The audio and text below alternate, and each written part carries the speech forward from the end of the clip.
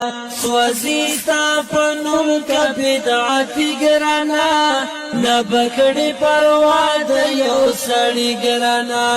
او زما دا پیغام چې څومره نشر کولی شي نشر یې کوي، که د ویډیو په شکل کې او که د اډیو په شکل کې.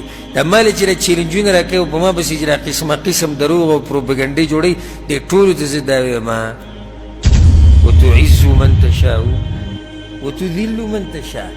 عزت ورکول د الله په لاس کې دی، ذلت د الله په لاس کې دی. زما د دې قصو نه قلار شي چې ته د عوام ته قرآن او حدیث وښایې،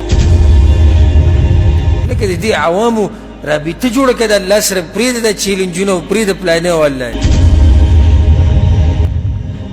دا د ځان نه به بدماشان جوړ کړي، نه به د شکل نه مولا ښکاري، نه به د خبرو نه مولا ښکاري. کنځلې بدې ردې ټلیفونونو باندې ترې کټ شوي دي، هغه کنځلې چې انسان یې واوري د انسان د غوږ نه لوګې وخیږي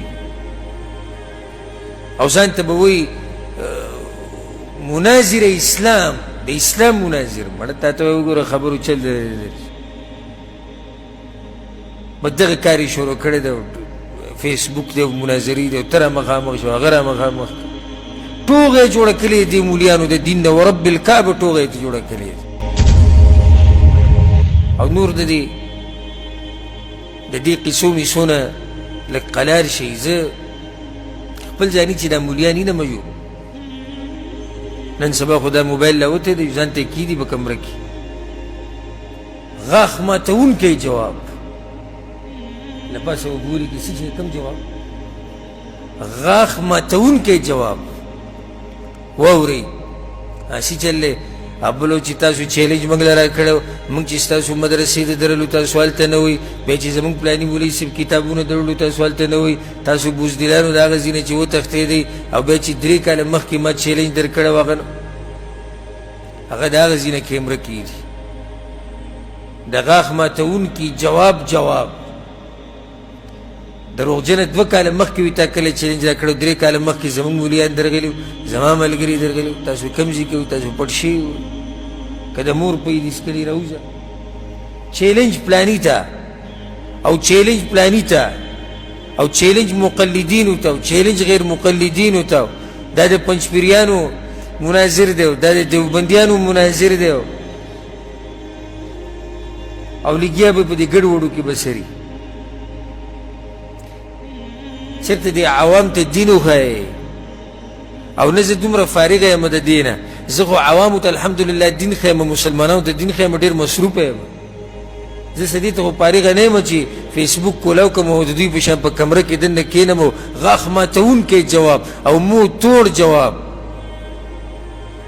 ابلو زیو لیکلي وي په پنجپیریانو باندې مزایل، هغوی د هغه ځینې لیکلي دي په حیاتیانو دیوبندیانو باندې اټم بم. داسې خبرې د دین نه یې مذاق جوړ کړی، اټم بم او مزایل په یو خبره کې بنښتي. عوام غریبانان ولې بې دینه شوي دي، ولې تقوا ختمې شوي دي؟ د مولیانو دا حال دی، مولیان د الله نه نه یېرېږي، مولیانو دا حال دی چې د الله نه نه یېرېږي. نو عوامو کې به د کوم ځای نه تقوا او هغه یره به راشي د الله نه؟ دا خبره یې سیده که نه ده؟ الله نه یره پکار ده. علماو ته، مولیانو ته، نام نهاد مفتیانو ته، طالبانو ته، ټولو ته زما دا نصیحت چې دې عوامو په موږ باندې ډېر لوی حق دی. الله به رنده قیامت پورې تپوس کوي. ګورئ دوی ته دین وښایئ. دا په سوونو په زرګاو ملګري ما سره رابطه کوي، وایي ستا دا مسلې موږ اول پیر واورېدې. ډېر پکې لا ماته دا ووایي والله العظیم چې دقه شان راته وایي موږ ته داسې ښکاري لکه اوس چې مسلمانان شو. ولې دا مسلې نه وي قرآن او حدیث کې وي، نو ولې دوی ته نه وي ښکاري؟ مولیانو نه دي بیان کړي، مولیانو دغه قصې بیان کړي. زمونږ فرقه په حقه ده، مرداباد زنده‌باد، زمونږ جنډه دا ده، او زمونږ قاید پلانې او قایدونه پلانې او قایدونه پلانې او چغې وه او دغه جنډې راغستې دي. ایو په حرم سره ولاړ دی، پنجپیري جماعت سره دی، د کعبې سره په خوا کې ولاړ دی، د پنجپیریانو جنډې اوچته کړې ده. نو هغه یو په فیسبوک کې ورکړې دي، وایي چې په حقه نه وی نو په دغه ځای کې جنډه ولې اوچته وه؟ یعنی د جماعتونو جماعت پرستی، تنظیم پرستی، شیخ پرستی، مولا پرستی اوس د کعبې خواته راورسېده. نو د الله نه یره وکئ دې ټولو ته زه دا وایم او د عوامو ته سوچک قرآن او حدیث وښایئ. د دې عوامو ربط هغه د الله سره جوړ کړئ، د پیغمبر صلی الله علیه وسلم سره جوړ کړئ، قرآن او حدیث ورته وښایئ.